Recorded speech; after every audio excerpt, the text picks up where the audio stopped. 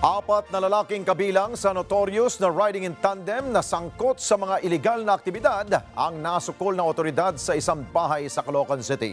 Nasamsam sa mga ito ang dalawang motor na walang rehistro at wala ring plaka.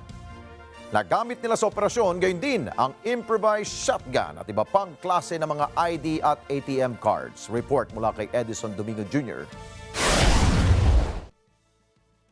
Aresto ng mga tauhan ng Caloocan PNP ang apat na lalaki, kabilang na ang dalawang menor de edad sa grupo ng riding in tandem sa Caloocan City. Ito ay matapos ang follow-up operation ng mga tauhan ng PNP Caloocan. Ayon kay Police Colonel Ruben Lacuesta, Chief ng PNP Caloocan, sumailalim sa surveillance ang galaw ng mga suspect sa tulong na rin sa pag-backtracking sa mga CCTV footage sa mga pinangyarihan ng krimen. At dito nga natunto ng mga suspect sa isang bahay sa Maypao, Caloocan. Kinilala ang mga suspect na sila Jericho San Juan, 18 anyos, Christian Mark Flores, 22 anyos, ng DM Compound, Barangay 73 sa Caloocan City. At ang dalawang menor de edad na nagsisilbing backup sa iligal na aktibidad.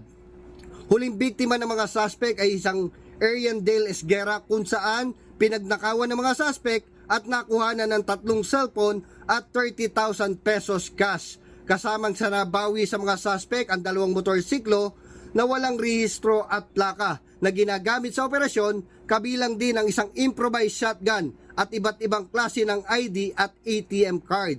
Para sa Mata ng Agila, Edison Domingo Jr., matatag, matapang, matapat.